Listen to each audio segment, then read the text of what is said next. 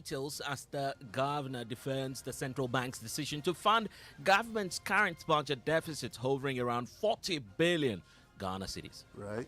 We have to contain the situation. The government machinery must work, and therefore we have to help the government machinery to go on whilst we address the larger macroeconomic imbalances.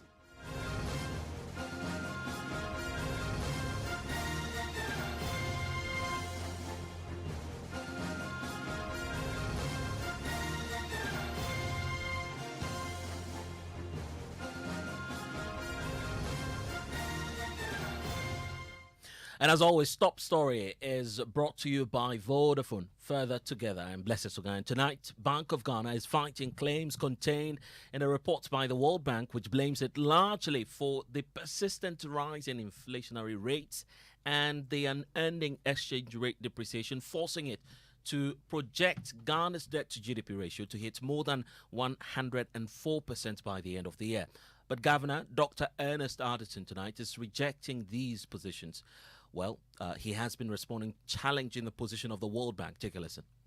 And the fact that the World Bank is saying that we were even late. They are of the other view that the monetary policy tightening is the way to go, except that we are late by their assessment, which I also disagree with. Because if you would recollect, we started this policy tightening as far back as November 2021. Right? It wasn't in January when we got locked out of the market that the MPC started tightening rates. We had already foreseen, issues of prices rising. And therefore, in November 2021, we did our first tightening of the monetary policy rate. We were even ahead of the Fed and some of the more advanced countries, in tightening our policy rate. And I believe even in sub-Saharan Africa, the Bank of Ghana was one of the first central banks that moved away from this easing of a monetary policy stance because of the impact of COVID, right? To the tightening stance, because we could see that it was about time that we had a shift in policy stance, because we're moving away from the impact of the pandemic into this new regime of higher inflation rates. So that's the position of Dr. Ernest Addison, central bank governor. In fact, my colleague Isaac Kofieje has been analyzing the claims by the BOG boss tonight that the monetary policy rate were proactive and indeed are working, are beginning to tell on the economy. Kofi, first of all, what does the data tell us? Did the BOG's policy rate hikes have any sort of an effect on the exchange rate depreciation? We need to keep a sharp focus on that, right? Yeah. So the first hike occurred in March 2022. It moved from 14.5% in February to 17% in March. And this is what happened. We saw the CD depreciation declining per month from 6.6% in March to 0% in April, then a further decline to 0.3%. Then the second hike was in May, where the monetary policy rate was increased from 17% now to 19%. Now, guess what happened? We saw the CD depreciation per month rising from 0.3% in May now to 1% in June, then to 4.2% in July. So we saw the central bank raising the monetary policy rate, but the amount of the CD's value lost to the dollar kept increasing from May to August 2022. And so now we are seeing that the Bank of Ghana is coming in to raise this policy rate from 22 now to 24.4%. Practically speaking, you need 11 Ghana cedis in exchange for a US dollar. Absolutely. On that basis, what do we say to that? Well, so the Bank of Ghana have been responding. There was a question in the monetary policy report that was released. It says that how is BOG stabilizing the CD? And this was their response, Blessed. It says that the outlook for the Ghana CD has improved. That's according to the Bank of Ghana, aided by the recent disbursement of the loan from the Afri-Exim Bank of 750 million. So that's the first thing the Bank of Ghana did. And the signing of the cocoa syndicated loan of $1.13 billion. And the agreement with gold and oil companies to purchase and the repatriation of foreign exchange earnings of about $839 million so far. So these are the three measures that the Bank of Ghana said they've actually established to help salvage the cedi depreciation.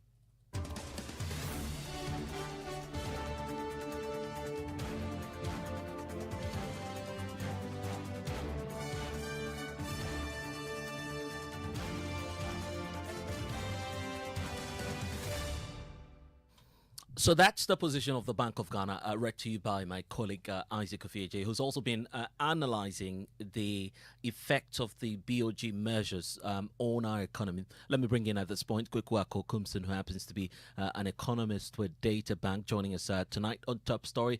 Mr. Kumson, let's get your thoughts, first of all, on the justification we're getting from the central bank. They say that all of the policy measures adopted so far are proactive.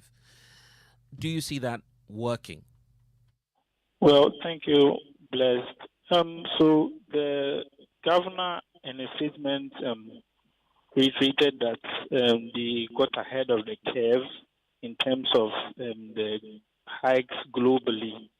But I think when you look at it from the World Bank perspective, the World Bank's perspective was that January would have been a prime opportunity for us to get ahead of the inflation curve by implementing a hike, because with that it will do more for your currency in terms of FX inflows due to the attractive levels of your domestic securities. And as such, sort of looking at it from the World Bank's perspective, you sort of kill two birds with a stone. That's try to control inflation locally through the monetary channels, as well as through the exchange rate channels. So yes, the central bank indeed hiked in November, but I might align my views with the views of the World Bank perspective, in the sense that at least it gave us enough time to front load some of the hikes, and then not cause so much hikes or let's say successive serious hikes in these recent periods. Yeah. We're in for the Yuletide. Christmas is fast approaching, and Ghanaians are wondering what all of this will be in terms of the implication on our pockets. Are you able to tell us categorically if these measures will, of course, try and assuage that burden before Christmas? So, what I can say is we look forward to the transmission of these policy measures in our economy as a large, but a key stumbling block to this transmission is the continuous monetization of the government spending, as was said by the governor in the MPC press briefing. What you realize is we continue on this tightening spree or this tightening stance in a bid to take out excess liquidity from the economy. But then with the monetization from the central bank, it continues to flame or it continues to add some flame to the inflationary pressures themselves. So what you end up realizing is that we are seeing a delayed reaction in terms of the successive hikes this year, which I think we started January at a policy rate of 14.5 and we are now at 24.5. That's given us a cumulative hikes of about 1,000 basis points. And we have still yet to feel its impact really. Maybe we see it on the slowing down on the month-on-month inflation, but still we see headline inflation going up. And the market expects it to further go up again. So at this particular case, the transmission of the policy rate hikes and the monetary policy measures is a bit not seen currently. Yeah. Okay, and finally, the debate about the increment in the policy rate itself. The World Bank says we're approaching that in a delayed manner. The Bank of Ghana disagrees. Yeah, so that's why I spoke to earlier, that you're looking at it from the World Bank's perspective. They felt that to get on top of the supply chain distractions due to the Omicron resurgence in the January period, it would have been much better to hike there so as at least you constrain domestic spending. And with that, you can sort of ease your way into your hikes and not cause, let's say, aggressive hikes in just these past few months, right? So, looking at it from the the World Bank perspective, you would see that they were more aligned towards easing up your hikes. Easing up your hikes, and then with that, it goes to feed into your exchange rate channel as well as the lending channel or the borrowing channel. Sorry. Anyway, we'll have to leave it here. Kweku Kumson, thank you for your insights. Here's with Data Bank. But there's more unfolding tonight. Also joining the conversation is Professor Godfred Bokpin, who's a professor of finance and a senior lecturer at the University of Ghana Business School. We'll hear from Prof shortly. Prof, thanks for joining us here on Top Story. But I want to first of all bring into sharp focus the defense coming through from the central bank on the decision to finance government's budget deficit.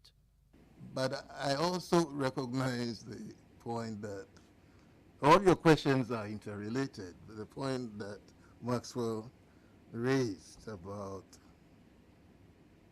raising the policy rate at a time that we are the main financier, of the budget. It's a very critical point. And if you listen to the press release that the central bank assesses the situation as suboptimal, right? This is not the optimal thing to do. But under the circumstances, until we agree on the program with the fund, right, we have to contain the situation. The government machinery must work, and therefore we have to help the government machinery to go on whilst we address the larger macroeconomic imbalances depending on the policies that are agreed and under the fund program. So yes, almost all the four questions are interlinked somewhat. Impact of monetary policy rate and inflation. Remember, inflation is both a demand and a supply side problem. On the demand side, tightening of monetary policy is meant to tighten credit conditions, is meant to curtail demand conditions, and I think that that's the best that the central bank can contribute to the disinflation process. So that's Dr. Ernest Ardison jumping to the defense of his institution, obviously. And Prof, I want to take your thoughts on this. At the time when the BOG made that decision, 22 billion Ghana cedis was being doled out to government at the time. Many had raised concerns, including minority in parliament, that this was not the way to go. Do you feel that it's all coming back home now? Looking at what's happening to the economy. Yeah, I think now the facts are much more clearer now. The reality is obvious now. I think that with the monetizing of the deficit, I would side with the governor of Bank of Ghana that it was a good trade-off. My considered view. Hello. I'm right here with you, Prof. Yes, I'm right here. my considered view is that Bank of Ghana stepped in unwillingly, right? And therefore, under normal circumstance, it's not something that they would have done. But if you are at the central bank and you are looking at your price stability objective within an environment of weak fiscal management and elevated public debt, and where you are faced with difficult trade-offs, decisions to make, where you stick to your price stability objective, your inflation targeting framework, and you consider the bigger picture of government machinery coming to a halt, which could throw the whole maybe nation into certain uncertainty, then the temptation, which is real, is to sacrifice what you know is the right to do as monetary policy authority vis-a-vis the potential fallout from that, because the fiscal side has messed up big time in a very shameful manner, to the extent that we have lost access to the international market, to the extent that not only that, the domestic market was also shutting us out. So the bigger evil that could come if the Bank of Ghana failed to step in could be much more devastating. Okay? And that is why when I look at it on the scale of balance, I would say that it was a good move, not the optimal decision to take, as the governor has said, but it needed to be done to save the country. But Prof, for the average citizen out there, inflation will be that KPI to say, well, the BOG's measures are beginning to yield some result. 33% is where we're hovering around. Yes. So it goes to the heart of the question as to whether or not the BOG's financing has impacted positively. No, not in terms of easing inflationary pressures, but it has saved us. You could imagine if Bank of Ghana hadn't stepped in and the government couldn't raise money from the international market, it could have been much more devastating. And I think those were the considerations on the table of Bank of Ghana. Look, we have said that where we are, the triggers are much more from the fiscal side, and therefore there's a limit to how far you can deploy monetary policy, largely, of course, to eliminate the demand-related inflationary pressures. But where I disagree with the Bank of Ghana, and we have said that before, is the timing of their policy rate adjustment that seem to lag in terms of positioning it to anchor inflationary expectation. I think we missed it. And a good example, even not so much with what the World Bank has even said, and there's considerable evidence to associate with the World Bank's position in terms of the delay in responding. But look at it, somewhere from the second half of the year, the Monetary Policy Committee actually met, and their position was that a process of disinflation was kicking in, and therefore they decided to keep the rate. Then the Ghana Statistical Service actually announced the rate a couple of months later, and inflation went up. The response then was for the Monetary Policy Committee to arrange an emergency meeting and then increase the rate, right? So that's more reactional rather than being proactive from that perspective. So, but again, if you look at the response that the governor of Bank of Ghana gave, that they were already at the optimal end of the curve, if you look at the global data, but where I disagree is that inflation started picking up in Ghana ahead of the world. Okay, so, and that is why we have held the view that the price development in Ghana started even before Russia started firing guns, right? Bullets to Ukraine. And therefore, we have local triggers to inflation that we failed to deal with, rather than outsourcing everything to Russia, Ukraine, and even COVID. Now, where I think we need to situate this discussion to get the best response is to look at it that we may be missing the point if we blame Bank of Ghana so much and leave out the big elephant in the room, which is the fiscal side, where the political economy is dominant, where the managers of the fiscal side are to be blamed for the current mess that we are in. And look, hello? I'll give you a yes, couple Prof, of I'm with you. examples, Yeah. right?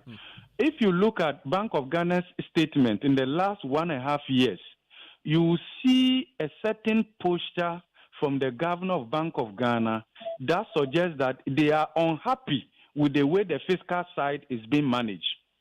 Okay, because we have said that one key requirement for inflation targeting to be effective is fiscal discipline. And fiscal discipline is outside the control of Bank of Ghana.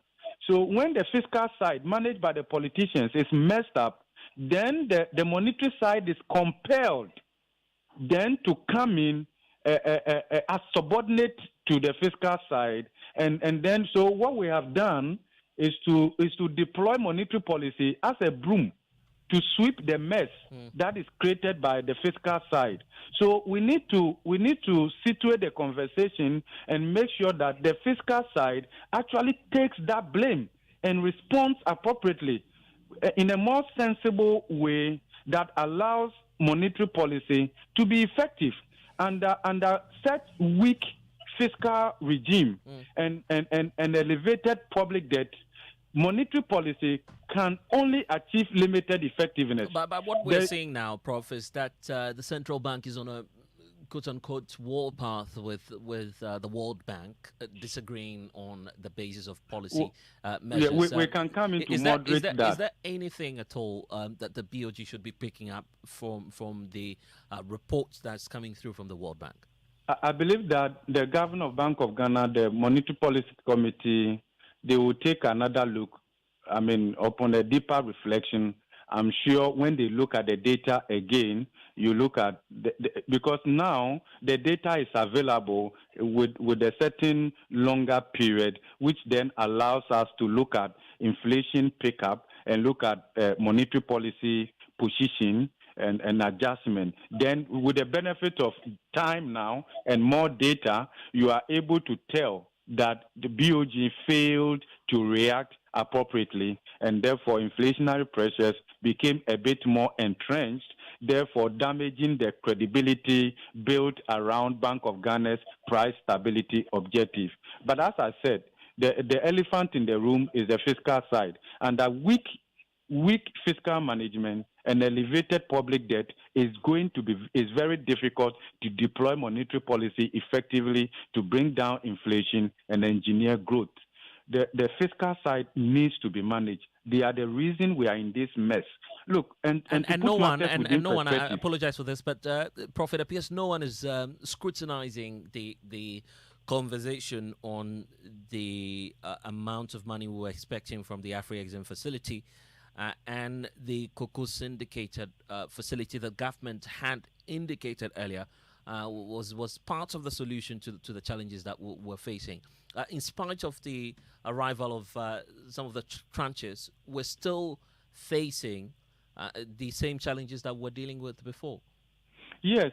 I think the Governor Bank of Ghana is a bit overly bullish about what impact the AFRIXIM loan and then the syndicated cocoa loan will have. But of course, from that side, they will need to communicate positive news. They don't need to show a certain defeat that suggests they have thrown their hands into the air. But the reality is that is woefully inadequate in stabilizing the CD. We have said that before. This economy is worth over $70 billion, right? You estimate the dollar deficit. Even in terms of external debt financing needs alone, you are looking at something close to $3 billion. If you look at it from the BDC's demand, it runs into billions of dollars. So if you put all these things together as against the supply of $750 million and then the syndicated cocoa loan, you know that it is not just enough to address the situation. But you see, we are at the point where we celebrated the arrival of $750 million as though we had gotten $7 billion. That's how desperate we had become. And now we're more desperate for that $3 billion austerity plan with the IMF. Now you see how desperate we are now, right? and the latter part of last year, we were telling government to make the move to the IMF. At the beginning of the year, we were prompting them that the data doesn't look good. what the data is telling us is not good. They failed to listen. Way back in June this year, the Ministry of Finance was still holding on to the fact that they were not going to the IMF. And we were not seeing any credible domestic alternative. And we were worried, we were concerned. You get a certain, I don't know, I'm concerned for this country, the way we are going. Look, this is a sovereign nation. And with an independent Bank of Ghana that had MPC meeting and had to wait till the IMF mission team came to the country, did their review before they announced the policy statement. Where is our independence?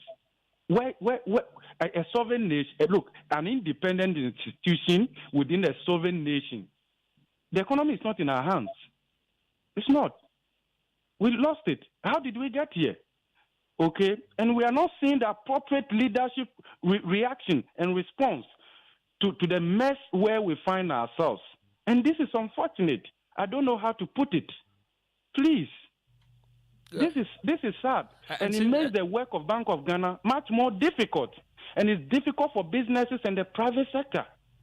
We are not seeing the leadership. Talk of leadership. The economic management. I don't think we have a government in this country. I don't think we have a government. And Prof, look at what Prof. Yes. That's why I want to talk about the economic management team. Initially, the indications we're getting was that would not have the funding until next year. Is there anything else that the team could do, including the finance minister, to try and assess the fund before the first quarter of next year? Is that possible? Look, where we are now, you get the impression that the IMF knows exactly the ship is sinking and they needed to act very fast. They are likely to bend backwards. The IMF is quite determined, right, to save the country, to come in strongly. And I believe that when the managing director of the IMF said that they will work out something before the end of the year, probably they will bend backwards to make sure that is done. Other than that, we are in such a precarious situation, and the fund needed to come in quite quickly, and I think they will do that. We had a meeting with the IMF mission team yesterday. And we are all of the same conviction that something needed to be done quite quickly. Other than that, time is not on our side. Yeah. God bless our homeland, Ghana. Professor Godfred Bobkin is I wish the country well. Of finance and a senior lecturer at the University of Ghana Business School, joining us tonight on Top Story. Ghana Connect is next. We're talking about the illegal mining menace. Stay.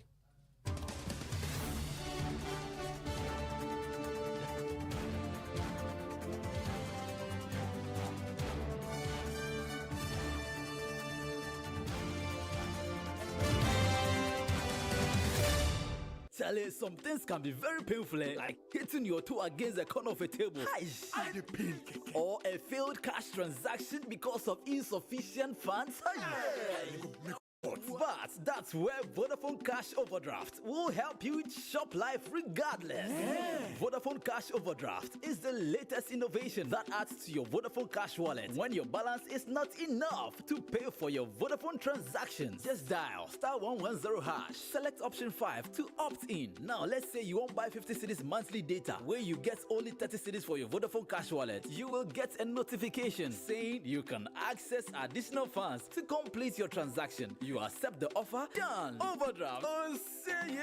Oh, yeah. The new Vodafone Cash Overdraft service allows you to access additional funds to complete your Vodafone Cash transaction. Be it paying for your broadband subscription, buying airtime or mobile data, or even sending money. Terms and conditions apply. Vodafone. Everywhere you turn, there's a mother, a father, a sister, or a brother who has been affected by breast cancer. No one is immune to breast cancer, neither old nor young, rich or poor, weak or strong. Hope is the bridge that connects cancer and recovery. Don't give up your courage to fight. Fighting breast cancer takes everyone. One team, one dream. Let's find a cure. It's real. It's not a myth. 1 in 8 women and 1 in 1,000 men will develop breast cancer at some point in their lives. Get screened. Early detection saves lives. Check often and encourage those you love to do same. Knowing it exists isn't enough. Get informed. Pass it on. Exercise is also beneficial to breast cancer survivors. Pink is stronger than you think. Join the hashtag Pink October. This October is Breast Cancer Awareness Month on Joy FM. Join us on the Cosmopolitan Mix for Pink October. I am Doreen Nando.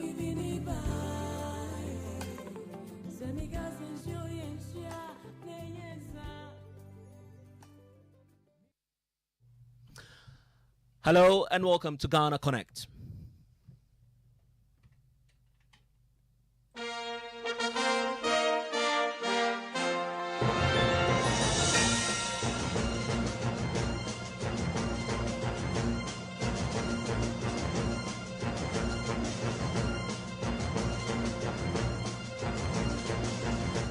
And tonight on Ghana Connect, President Akufo-Addo reiterates his fight against Galamsey, illegal mining as we all know it, insisting his government's fight against the menace costed votes in the 2020 election. But he will not relent in that fight against illegal mining. We connect after this break.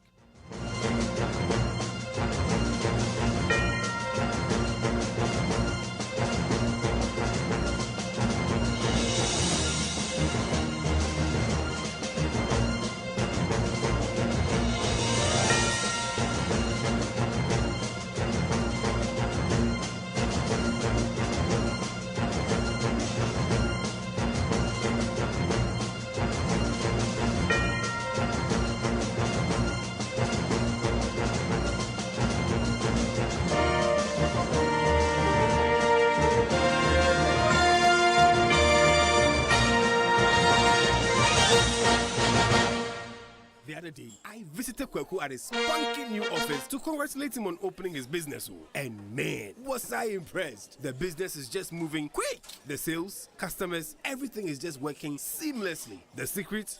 He said, it's MTN Business Broadband. In this fast-paced environment, we need fast and reliable internet to support all business types. No laggy online meetings, great download and upload speeds, impeccable business management systems, all inclusive. I mean, you can have it all. Sharp! I signed on immediately. To enable your business stay ahead and stay connected, make sure you're signed on to the best internet made just for businesses. MTN Business Broadband. Sign up today on broadband.mtn.com.gh and manage your account on my MTN app. Call 0244 308 111 for more information. MTN. Son, we are so proud of you for setting up this hospital. I really love those hospital beds and waiting chairs. By the way, did you import them? No, Dad, I didn't. I actually got them from Kindle Books and Stationery right here in Ghana. Wow. We also bought our office supplies, safes, executive desks and chairs from Kingdom, and they gave us expert advice on how to set up our office. Guys, that makes 3 of us. I also got our sofa and bedroom sets, plus our dining hall furniture for our new home from Kingdom. Wow, Mom, that makes 4 of us. I usually get my stationery items from Kingdom. And my teacher also mentioned that our classroom furniture was provided by Kingdom. So there you have it. Whenever you're thinking about setting up an office or acquiring furniture for your home, etc., Kingdom Books and Stationery should be your first point of call. With over 40 years experience in the industry, we stock and supply a wide variety of globally sourced office and home furniture, stationery and equipment. Visit our head office, Osu Akwaje, or our office near the Osu Stadium. We're also in Tema Community 1, opposite Olam SHS, Kumasi KNUST campus, UCC Cape Coast, and now at the Marina Mall, Airport City. Or call us 0302 764101, 764209, or 762792. Visit our website www.kingdomgh.com. Allianz Insurance since 1890. At Allianz Life Ghana, we have a wide range of life insurance packages to suit all pockets, from individuals, groups, associations, and businesses. We cover your employees, your funerals, pensions, children's education, and your future. Call us on 0302 267 892 or visit our website www.allianz-gh.com for more inquiries. Allianz Life. We secure your future.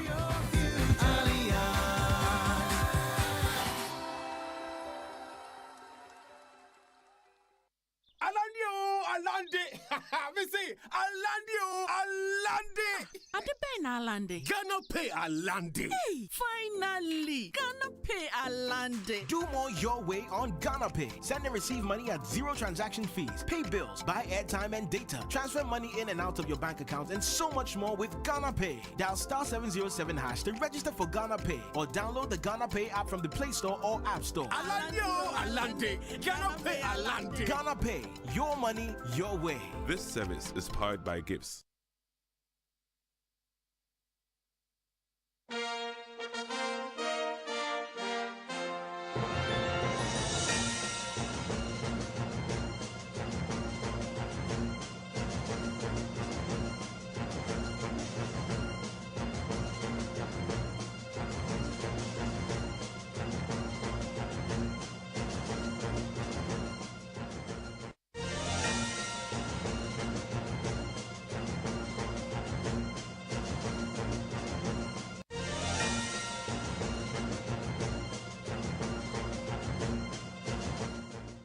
And you're welcome back to Ghana Connect. Tonight we're reassessing President Akufo-Addo's commitment to the fight against illegal mining. Galamsey is on the front burner tonight on Ghana Connect. Let me tell you about who's connecting with us tonight. Dr. Solomon Owusu is a mining consultant. Hello, Dr. Solomon Owusu. Dr. Owusu, are you with us? And we also do have joining us Worship.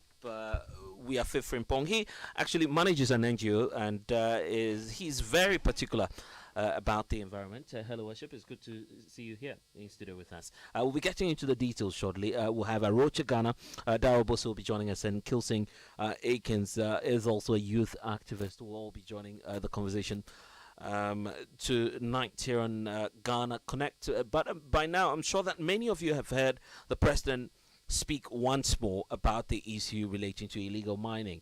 And this whole conversation about Galamsey was taking to the Ashanti region, where the president first off addressed the National House of Chiefs, insisting that there must be a bipartisan approach in terms of dealing with this issue of illegal mining.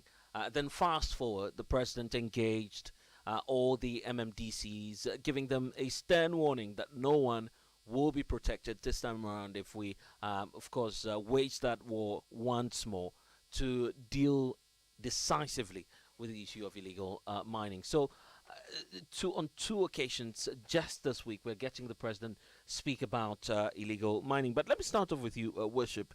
You're very passionate about the environment, and if you, in fact, have been monitoring our platform throughout the week, we highlighted how the destruction is still unabated. We have river bodies being polluted, and in fact forest reserves being depleted as a result of illegal mining. And I'm talking about destruction for gold, produced by my colleague Rasta Sari Donko. And what touched me actually after that work was that he displayed in our studios the variations in the coloration or turbidity level of the water bodies. And I'm sure you've seen that picture on social media as well. How did that come to you as someone who's very passionate about the environment?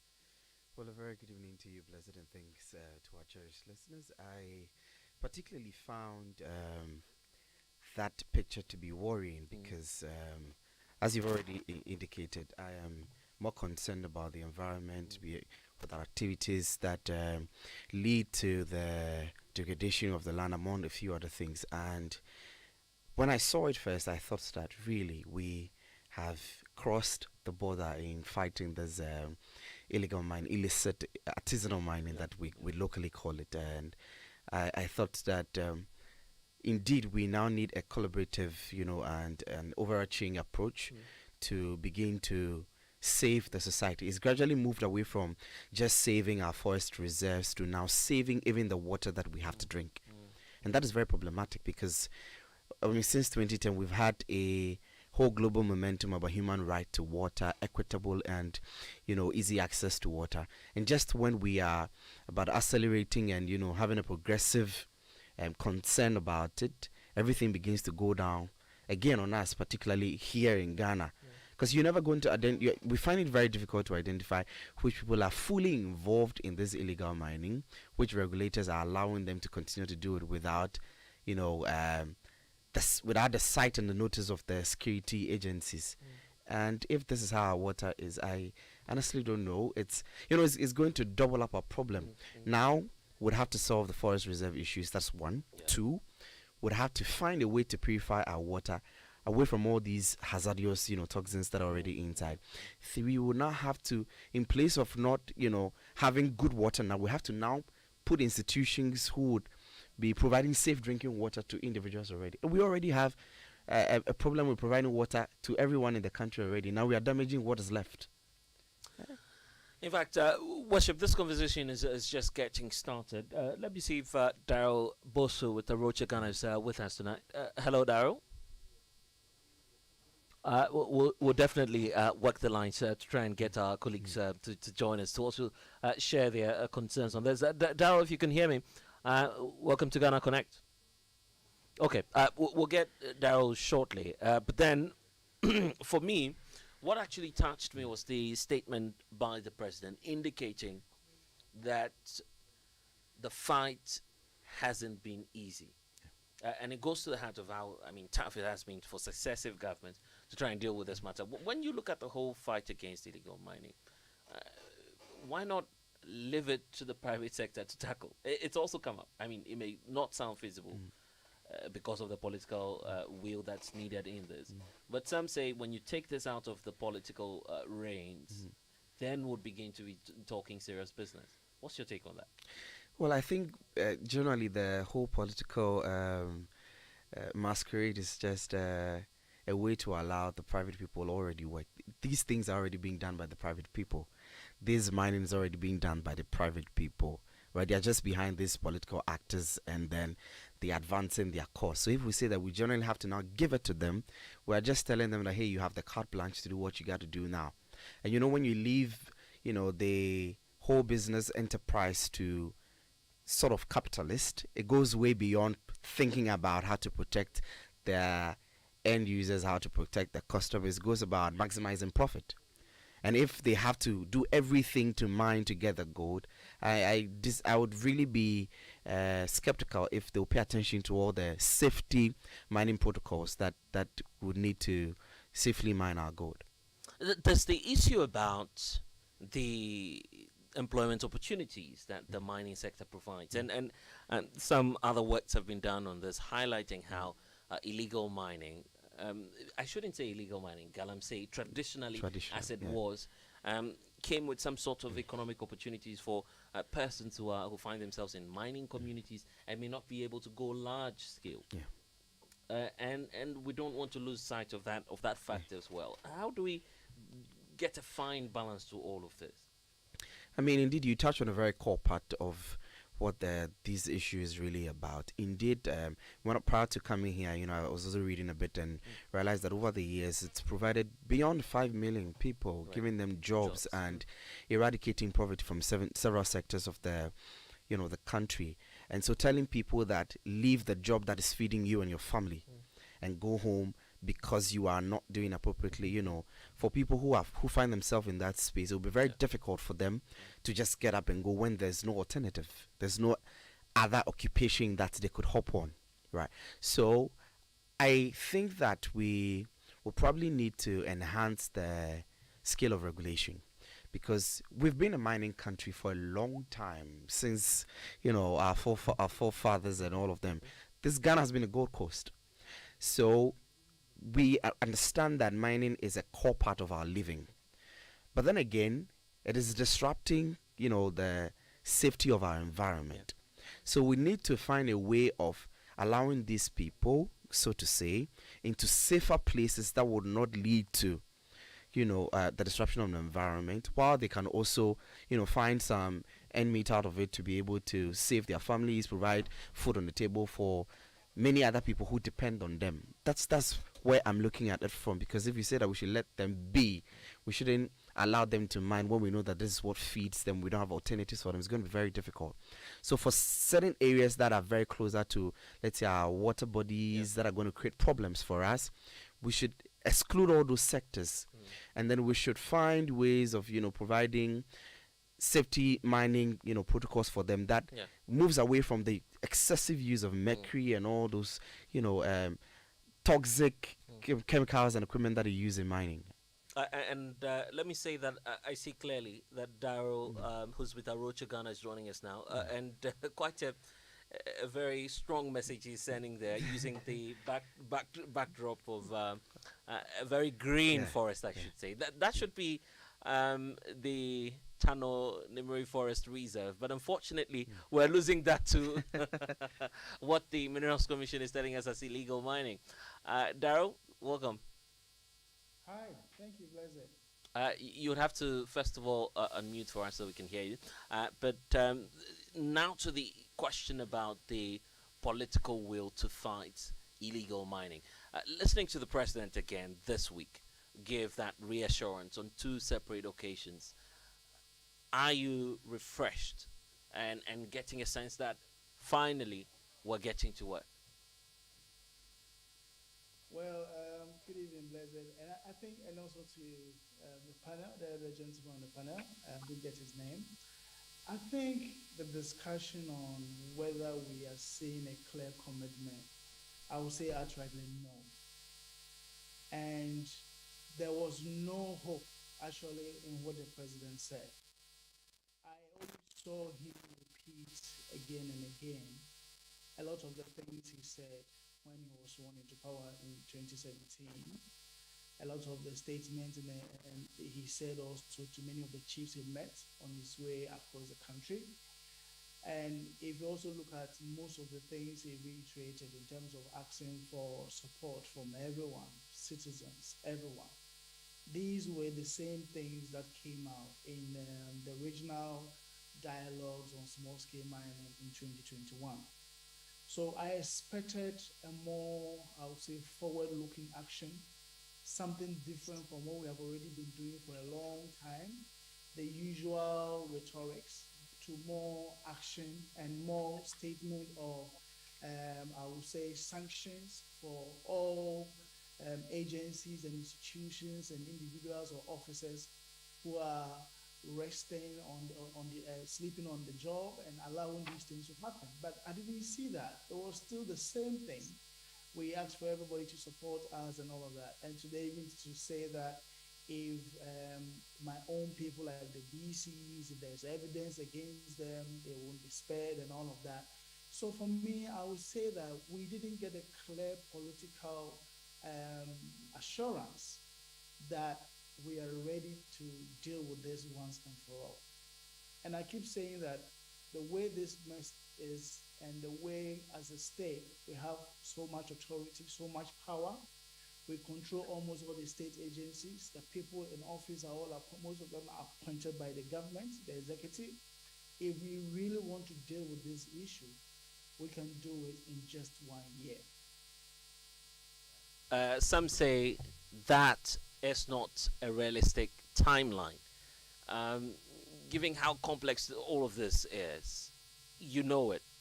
The president concedes that it is not easy. Fighting Galamsey can be really, really tough. You agree? Blessed, the complexities and the challenges we are having is all coming from the government itself. We have clear laws, clear legal frameworks to deal with people who flout the laws on legal mining. And for those who want to mine, there are clear permitting regimes and regulations even for compliance. So what stops the state from applying the law to the letter as is?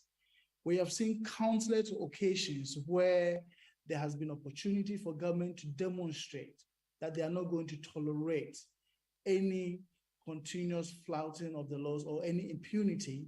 But in all such opportunities that came up, the government decided to tell all of us that, well, I choose when to apply the law and when not to apply the law.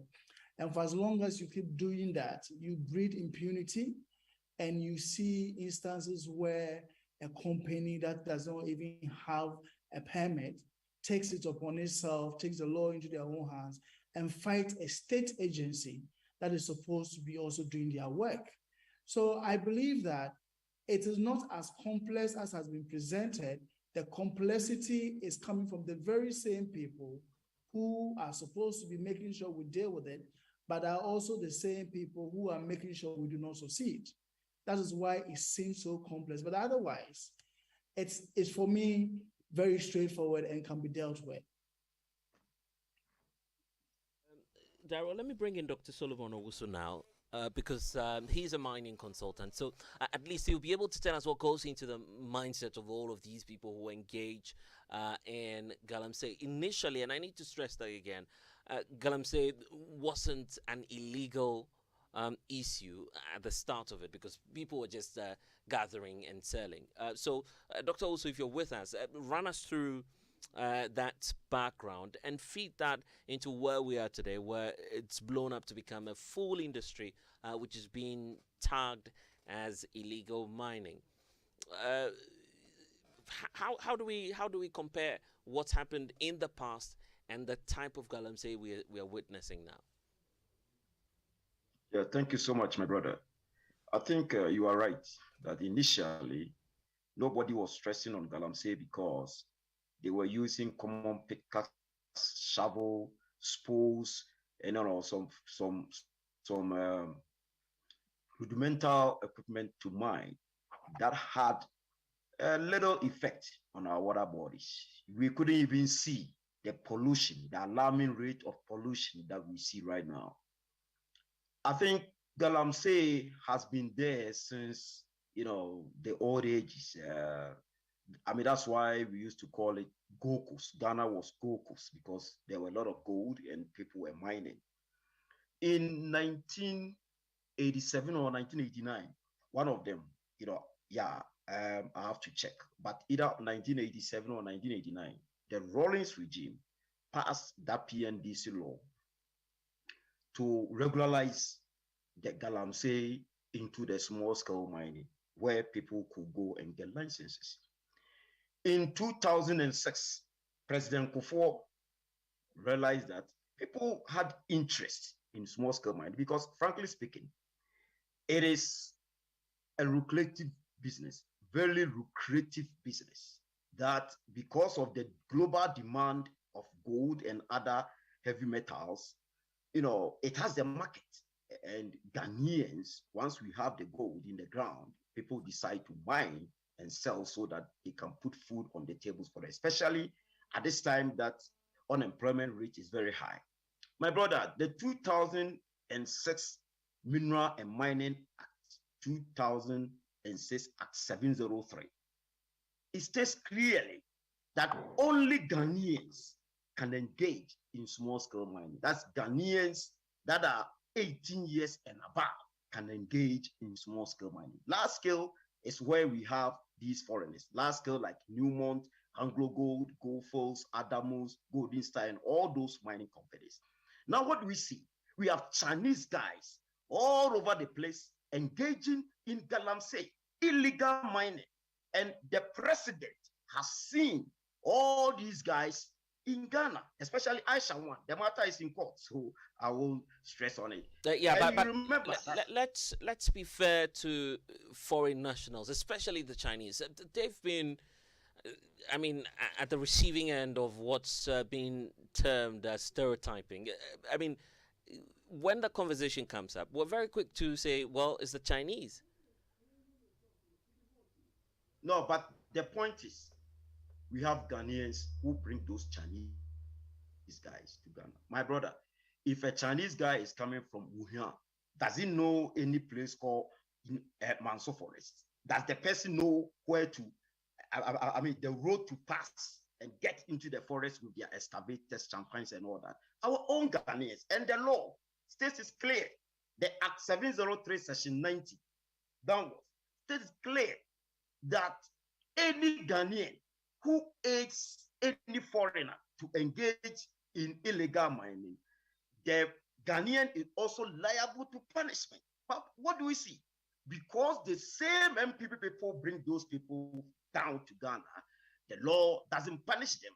My brother, you remember that on August 20th, 2019, the president, Nana Addo Dankwa Akufo-Addo, assented into law that any Ghanaian who engages in illegal mining is supposed to go in jail for 15 to 20 years, and foreigners liable for conviction 20 to 25 years.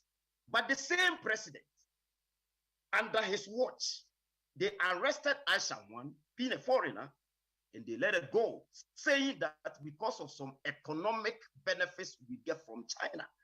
So if you arrest a Chinese, you let her go, and you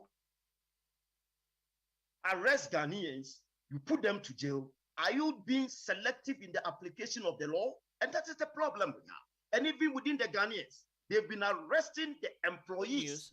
Dr. The people that you good see news, in the good pits news are now, not the owners.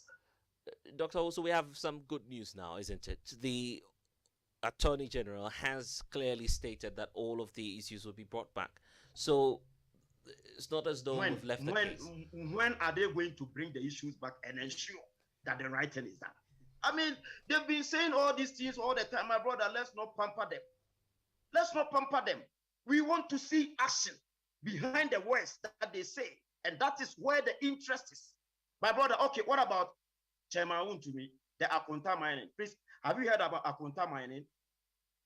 Akunta mining, the minister has come up to declare that the operations are illegal. So if the operations are illegal, what do we do to illegal miners? What does the law say about those engaging in illegal mining? And I'm the glad same that minister you're has been asking, burning people's excavators, arresting people. Yes. And I'm glad that you're asking that question. In fact, the conversation is just about to get heated. So let's bring in some varied perspective on this. Joining us is Kilson Akins. He's also a youth activist. Joining us on Ghana Connect. Akins, the feeling out there is, no, my brother, if we allow illegal mining to go on, to thrive, it's got to bother us as the youth, because that's our future being, shared by the older generation. They would make the most out of it. The future of our youth is at stake when it comes to illegal mining. So collectively, what should we be doing as the youth of this country to also support government's attempt at clamping down on illegal mining?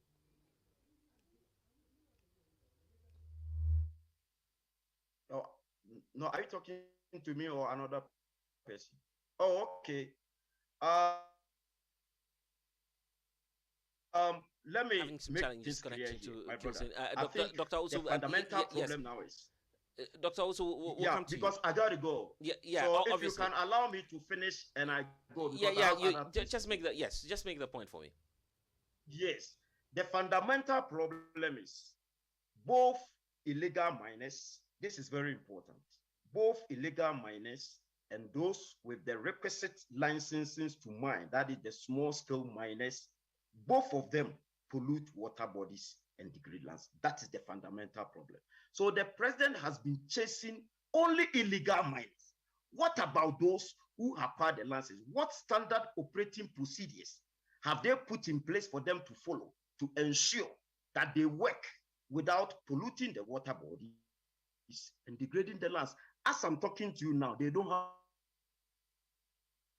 the standard operating procedures. My brother, I have reviewed all their procedures are not efficient and effective enough to address the problem. And that is the technical aspect of the problem that the president and the government needs to look at it critically and ensure that they engage the people with the requisite knowledge and experience to deal with it. If we are able to deal with the technical aspect, the rest will be monitoring and enforcement. And that will be the way to go. But the direction, the military approach, meeting the chiefs and all that will not solve the problem. Okay, Doc, since you're raising the issue about the multinationals, those who have the requisite license, and in fact, I need to say that I'm staying on with you a bit longer because you'd be taking leave of us. I'll bring in Darrow and Worship shortly. The last point I'd want to deal with you with has got to do with these multinationals that you're talking about and how they could actually help in tackling the issue of illegal mining. Are you by this statement saying that we need to take a serious look at their operations because partly there are issues happening bordering on the safety of our environment, which we're not paying attention to? Yes, one, the law says that no foreigner should engage in small-scale mining, period. That is the law, and the law should be enforced. So all the foreigners should be flushed out. That's number one. They should be arrested and prosecuted based on President Akufo-Addo's 2019 improvement of the law. The second thing that we should look at is, my brother, we mine gold in China. China is the largest producer of gold in the world. People don't know. Why don't they pollute their water bodies and degrade their lands? But why are they in Ghana polluting our water bodies and degrading our land? Because we have allowed it. Number two, United States, where I live right now, we are the third gold producing country in the world. Where I work is a mining company. I can show you my pay slip and everything for you to see that I'm a mining person, mining consultant here. So we don't pollute water bodies. We don't degrade lands. I have come to study both practical and then, academic, to the point of, doing PhD in mining. I am telling them that we can operate in environmentally friendly manner as we do in the United States. They don't want to budge. They don't want to listen because they benefit from the impunity. They benefit from the way they operate right now. Because we will spend money from what they get. I mean, their process. They will use part of it for the reclamation and the protection of the water bodies. So if they get a profit of, let's say, $1 million right now, if we implement that, they will get something like 500, which is also good, which is good for everybody. But because of greediness and all sort of selfishness and all that, they don't want to do the right thing. And that is the problem. That is why the president needs to look at. Doc, I wish you could stay a bit longer, but unfortunately you're leaving us. Let me bring in Worship now. Listening to Doc, it appears that there's even an option for us to do sustainable mining. It's something Daryl is not very much for, but we'll get into that. What's your take on what he said so far? I mean, it appears as if Doc had the same mind before even coming here, but what I had in mind, what I was indicating, is what Doc was literally talking about. That we can essentially advance eco-friendly mining activities that will save our environment and will not lead us into disrupting the environment that we're seeking to protect. Because as much as gold is a resource, water is as well. So why do we have to spend enough damaging our environment because we're after gold? And in the next years to come, we'll have to spend billions of cedis again to repair the damage that we could have prevented. And that's where the issue is. And so if indeed there are better mining options that we can adopt, there are better eco-friendly mining options that we can adopt, then we should rather go for them instead of, using all these other ones that are disrupting the environment and destroying our forest reserves, our water bodies, and, increasing the turbidity, the color, the total, solids, suspended solids in the water, and then going to cause health issues to the people that are living close to it. And I need to state that Daryl is saying, well, I never said I'm against illegal mining. Daryl, let me choose my words carefully. Yes. You are highly skeptical about Listen, let me clarify still that. trying to do mining in a very sustainable way. I need to choose my words carefully, but just explain exactly. that out I think let's clarify that. The thing is that the reality is that you cannot say that you wouldn't mine. I mean, every country has got mineral resources, and at some point in the life of a country, you need to choose how you use your resources, and that includes also its minerals. And I believe that you need to do that, taking into consideration the trade-offs. Because if you look at mining, the same areas of mining is happening. These are also farmlands. These are also watersheds. These are also habitats, providing other crucial public services. So if you want to mine, you need to ask yourself, what is the trade-off?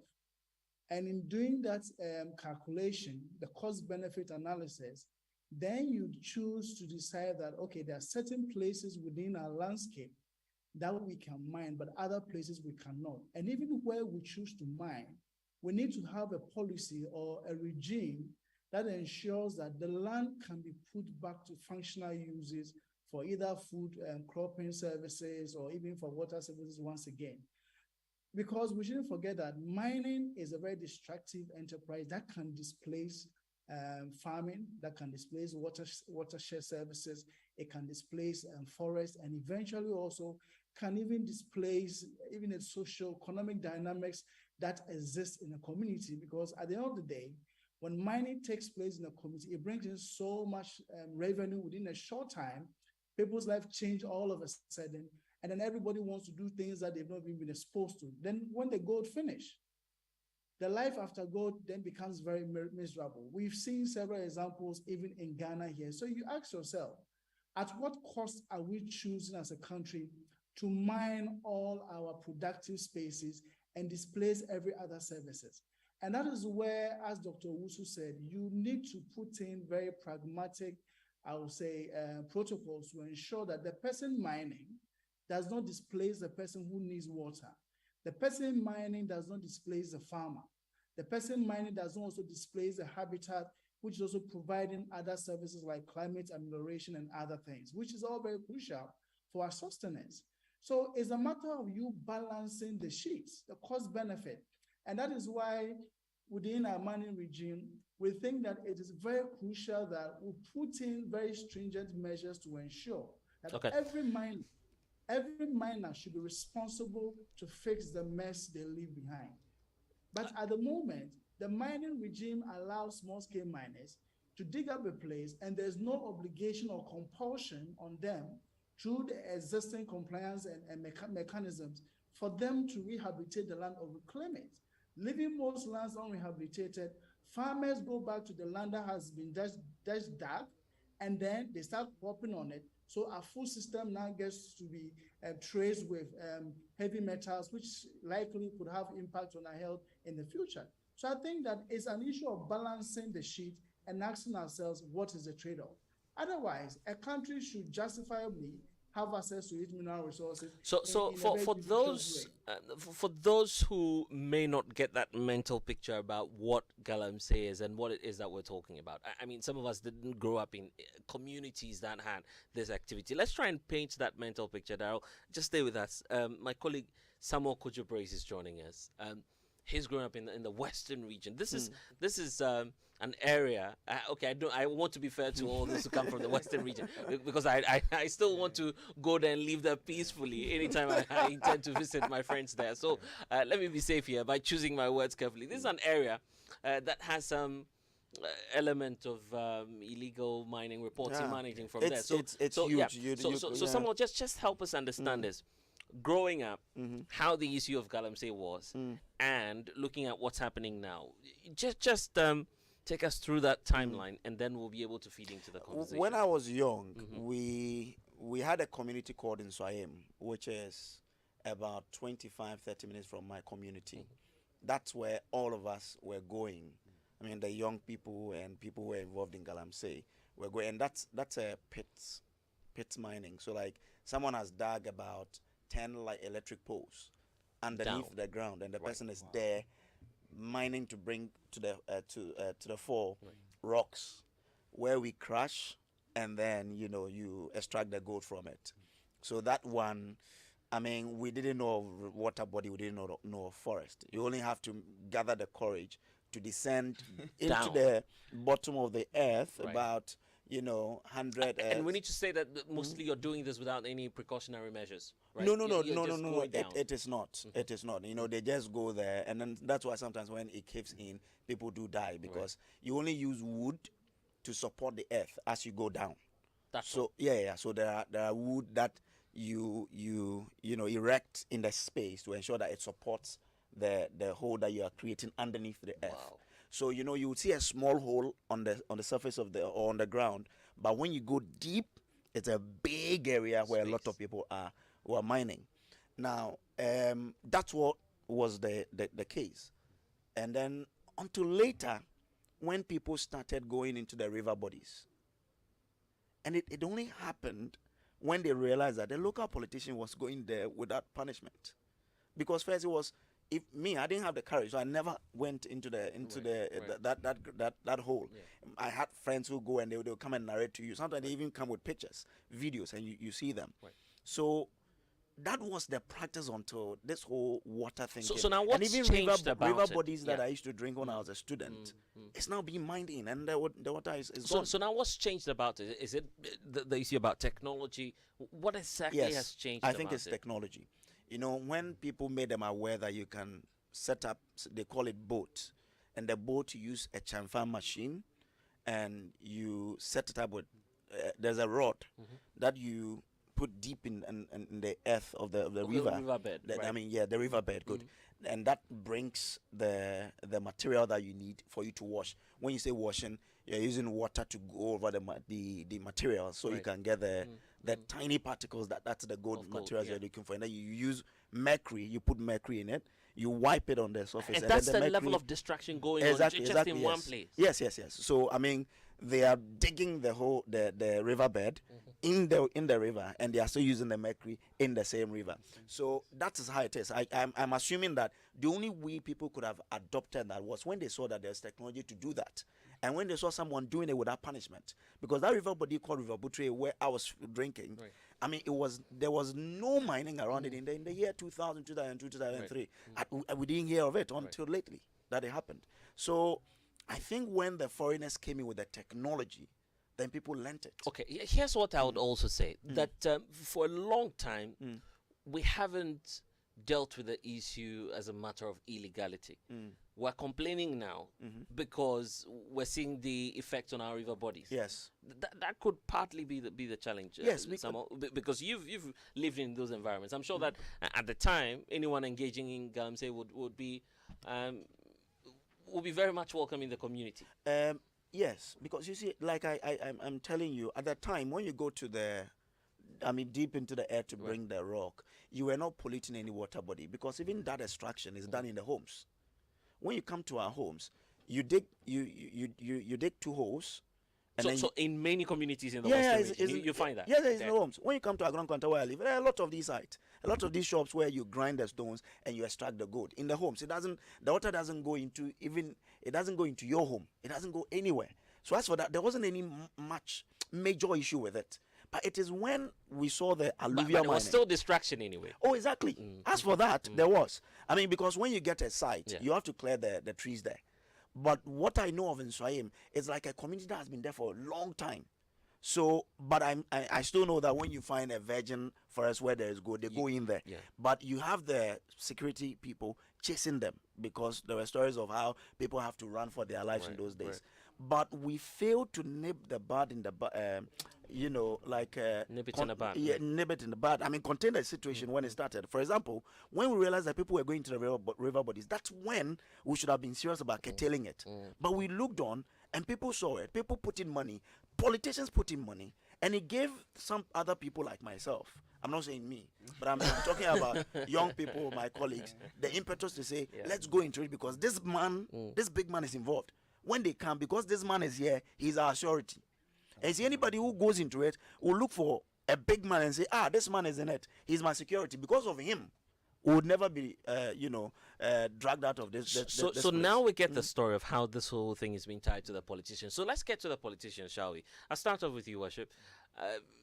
Are we being fair to the political class? Are we being fair to, for instance, the president, the governing New Patriotic Party? In fact, the NDC is also sharing in the blame. Our MPs, DCs, in fact, the DCs are currently the subject of discussions, and even our chiefs. But I'll leave our chiefs for another leg of the discussion. We'll tackle the issue of the chiefs. So let's start with the political class. Are we being fair to them if we indeed know that this is a matter that concerns everybody? I mean, we've normalized it until now that it's becoming a problem for us. I actually think we've even been gracious to them. Pleasant. We've been super gracious to them. You know, in Ghana, there would only be a chance that a foreigner will be able to carry out a particular activity and go unnoticed. And that is because the law has turned a blind eye. It's easier to make a law. It's easier to go to parliament and say, oh, yeah, let's pass this, no, and do all those things. The difficult part of having a law is its implementation. And so if people are able to mine without having license for reconnaissance, license for mining, license for exploration, and they wouldn't really be dragged by the law, then other people, like he's saying, get the motivation to also continue.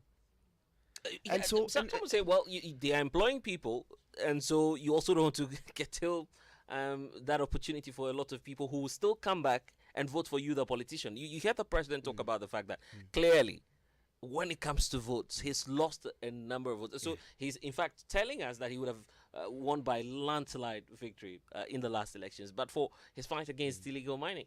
I disagree. You know, that's my favorite part of the maxims of equity. It says that he who comes to equity must come with clean hands.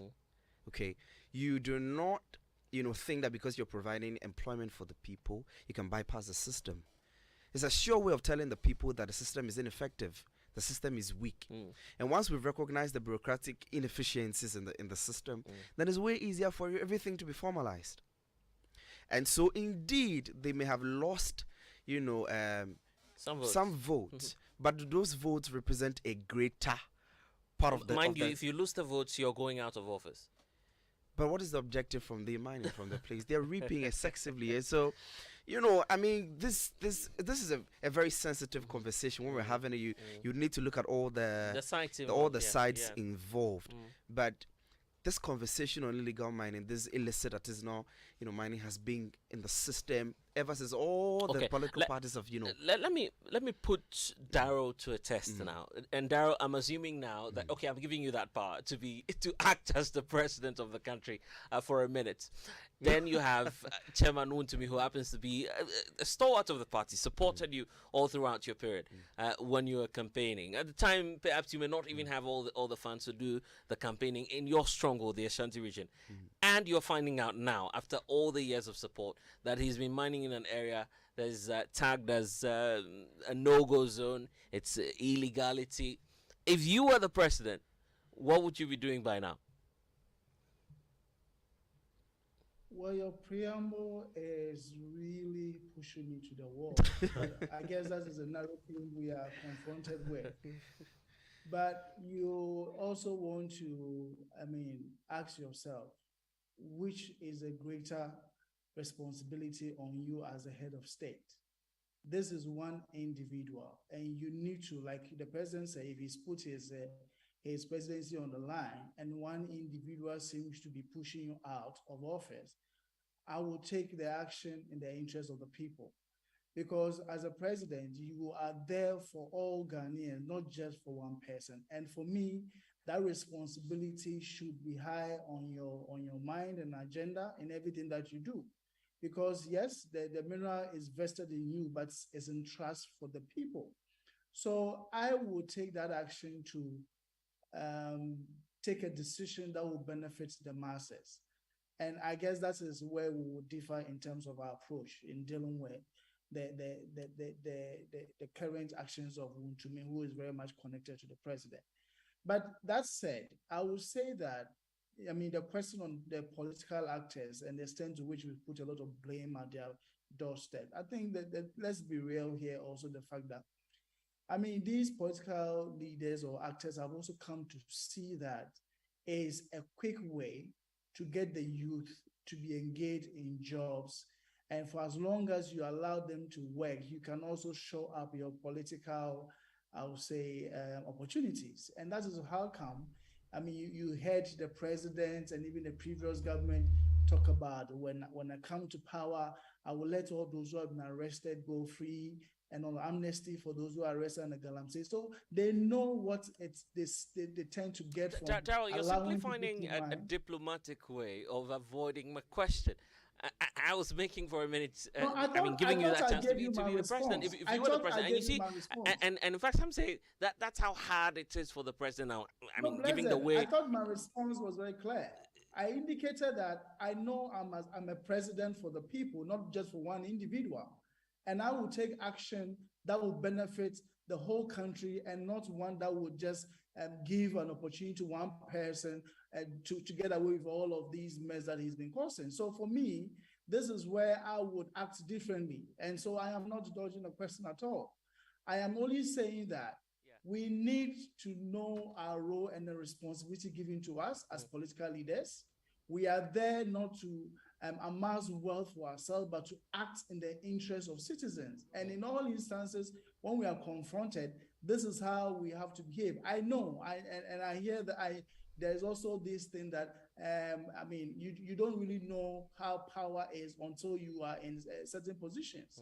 And power can easily corrupt. So we possibly, the president was more really for the masses, but as time went, when it comes to Galamsey, he's not able to stamp his feet down to deal with the issue. Let's wrap up by taking on our chiefs as well. I do not want to talk about some names. Some persons have made statements, they've been banished from their communities, but we still need to talk about the chiefs, irrespective of how uncomfortable it makes all of us as a community. And Dr. Solomon, also, if you're with us, you might want to start that off for us. Let's talk about our chiefs. Exactly what should we demand from them when we're getting to learn, for instance, from Otunfo to the second, who's even telling us, bringing a fresh perspective into this, to say that, look, we don't take the taxes, we don't we are not the ones giving the licenses. So if that's the case, why criticize our chiefs, and how complicit are they in this whole issue of illegal mining? So let us start off with you then. The issue about our chiefs. Yeah, they've made the argument, and it's been on countless occasions. They don't give the orders, they don't control the police, they don't take any. Well, the royalties, yes, some way somehow they benefit from it, from the legal ones, not the illegal ones. So the chiefs, how do we deal with them? How do we also urge them to support the fight against illegal mining? I find their responses not to be laudable enough, because in fact we know by law the chiefs are not the authorizing agencies to give licenses to these miners to mine. But just like the president remarked yesterday, but 80% of the lands in the country are still in the custody of our chiefs. And we know how our chiefs love to exercise power over their terrain. That someone would definitely not come to a place where there's a chief and would mine without the notice or the awareness of the chief. It's impossible. And so given that you are aware and then you are privy to all the disruption to the environment, you should be concerned. Right? You should be concerned. And sometimes we often want to make it appear as though generally when we talk about the government, it's the president seated at the Jubilee House. The government is literally all of us. And given that you are closer to the effect of the process than the president, you are required to actually take charge and be responsible enough in the process. I also wouldn't want to say anything that would get me banished where I'm seated anyway, but you definitely are in charge of whatever is going on. And then you have to ensure that, one, if it's beyond you are providing real, time information, and then we're also providing actionable insights in protecting. Right? Because all these chiefs, inadvertently benefit from whatever is going on, and it makes it very difficult for them to contribute their quota in fighting whatever is going on. And so we would not give them an escape route out of the whole process. And the whole but they still have to join the fight.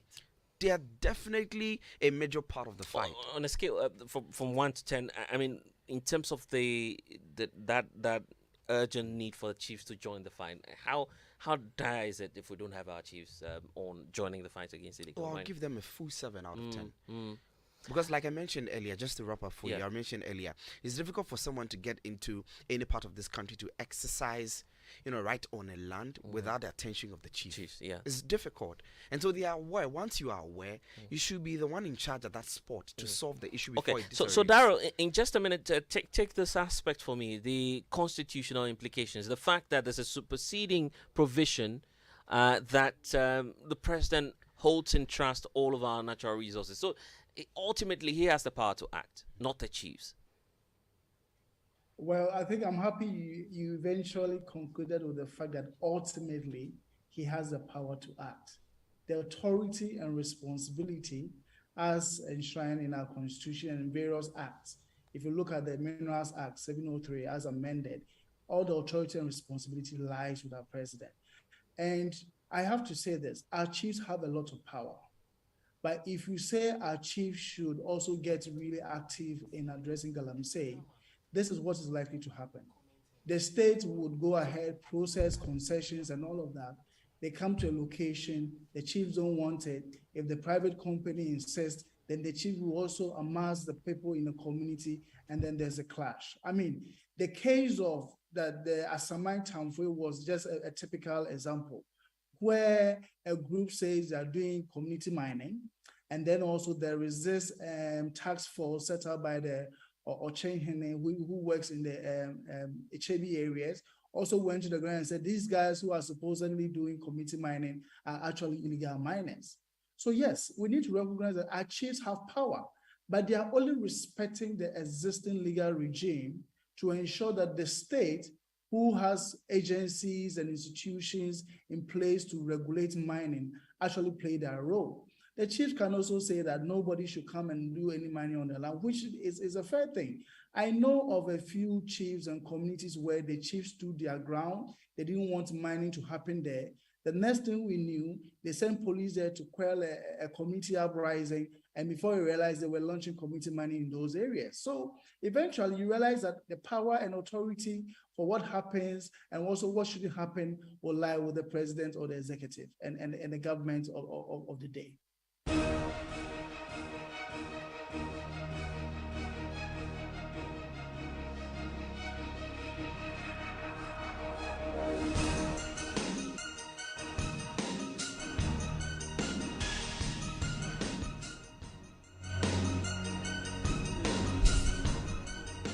So before we wrap up, let's get to some of the messages coming through. This one is from Sami. Sami is listening in Kumasi. Sami says, I think we should stop wasting our precious time discussing the ascendancy of Galamsey activities, because those who are doing it are the very people who claim to be fighting the menace. So that's the message coming through from Sami. A lot more of you have been commenting on this. This one is coming through from Don Miki Jringano. He says that, Blessed, I want to believe that the most vast areas, illegal mining occurs, are found in the Ashanti region, where the king is respected to the core. Whatever he says is what is obeyed. If indeed anyone wants to fight Galamsey, the ultimate approach is to involve the Asante himself to issue his fiat, which nevertheless receives some objections. Okay, I'm not too clear with that, but I guess you're just asking the chiefs to intervene. Let's do this one coming through from... we're unable to get the name right now. We'll get that to you shortly. But it's actually from Adole, listening somewhere around Aoshi. Adole says, please, Joy FM, the government should deport all Chinese and foreign national who have no business doing in Ghana and are doing Galamsey. They should all be deported from the shores of this country. Look at what the ambassador is telling us. Instead of cautioning their nationals, look at what he is saying. Ghana itself, it appears that you're actually using some words that I cannot right now use on radio. So thank you for sending that one through. This one says, good evening. Since day one, we have been saying that the New Patriotic Party and the leadership of the party, they are, talkatives. Look at what we're going through, this economic hardship and the issue of Galamsey. Posterity will judge us all. Thank you all for sending your messages through. Let's wrap up a minute each. Okay, we don't have a minute, so 30 seconds. Worship, let me start off with you, and then I'll wrap up with Daryl. So I generally would say that I think the fight for Galamsey to end has been on the rise, for a long time, and it is important that now more than ever we are proactive than being reactive in the process. And for you, Daryl? I was saying that we have an opportunity. If the president is saying we should work with him and all of that, he should also try and work with the citizens. That's what for me is important. All right, then. I'm grateful to Daryl Bosu, Deputy Director at Rocha Ghana. Also to Worship Frimpong. He is very passionate about the environment and manages an NGO. Dr. Solomon also joined us from the United States of America, also a mining consultant. Ghana Connect returns next week. I'm Blessed Sogan. Log on to myjoyonline.com for more updates on what we're talking about here at Galamsey, and all of the issues are up there for you.